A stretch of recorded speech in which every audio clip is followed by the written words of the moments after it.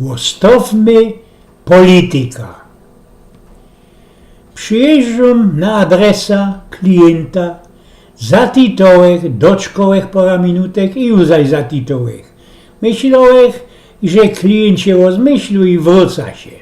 No ale miasto tego zaparkowałek auto, polożek do drzwi i zaklupołek. Łokamzik, odpowiedział biedny stary głosik. Usłyszałem odgłos tak, choćby cosik było smycone po dylinach.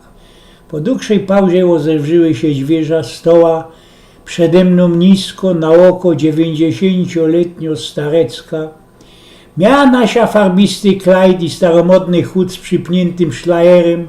Wyglądała jak wtosik ze filmu ze lat 40. Kolesia miała maluśki nylonowy koferek. Pomieszkanie wyglądało tak, oby żaden tam nie mieszkał od wielu lat. Wszystkie meble driny byli deknięte roltuchami. Nie było zygorów na ścianach, żadnych ciaczków ani noczyni na blacie. We winklu stoła papryndeklowo kista wypełniono zdjęcioma i szkłem. A moglibyście, panoczku, zasmyczyć ta moja rajzentasia do autoka? Spytała opaternie starecka. Wziąłem koferek do autoka, zatem wróciłem się nazad, co by wspomóc babince. Wzięła mnie pod parza, szliśmy po lekuśku ku Borsztajnowi. Dzierżyła mnie za ramię, dziękowała za sprzyjaźliwość. To nic tam, rzeknąłem. Staram się uważować moich pasażerów w taki szymel, w jaki chciałbym, co by uwajniejsze uważowali moja mamulka. Ło, są oni dobrym synkiem, odpowiedziała. Kiedy wsiedliśmy do autoka, dała mi adresa, zatem spytała, jeśli mógłbych pojechać bez miasto.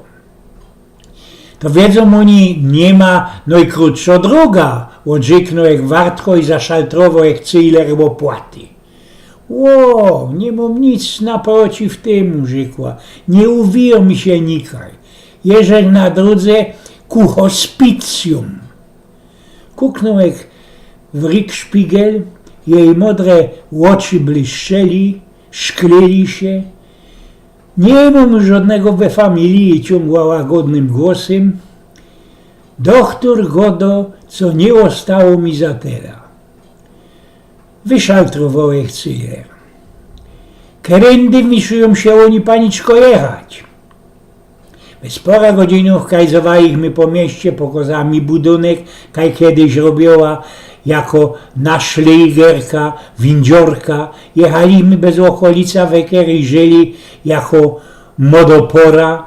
Poprosiła, co by ich zahaltował przed takim magazynem meblowym, Mebel-Lagrem, kerykejsik był turnhalum, taką tanzbudą i kaj ona łaziła tańcować jako młododziołcha. Druga poprosiła, co by przybrymzować przy jakimś budynku, lebo przed krojcokiem i siedziała tak, wpatrowała się we ćmok bezsłowecka. Kiedy pierwsze promienie słońca przełamali horyzont, powiedziała nagle: Jeżech już usiotano, jedźmy już, proszę. Jechaliśmy we niemocie po Milcząsku, podskazano adresa. Było to niskie stawienie z aufartem, taką drogą dojazdową, znamienne dla Hilwków, dla Altysheimów. Dwóch zanitajtrów wylazło draußen na zewnątrz, kiedy inok zahaltował na aufarcie. Musieli się spodziewać, byli ci one niemożebnie uprzejmne i opaterne. Rozewrzyłem koferraum i zasmyczyłem jej maluśki koferek ku drzwiom. Ona sama została już posadzono na inwalidnym wagenie. Wiele jeżej wam, panoczku, winowato? Spytała i sięgła do taśki. Nic. Blank nic, odpowiedziałem. No ale, panoczku, trzeba zarobiać na życie, prawda? Są większe pasażery, odrzeknąłem. Blank też nie pomedykował nad tym, co robiła. Ugibałem się i przytuliłem ją. Ona obimała mnie sztram.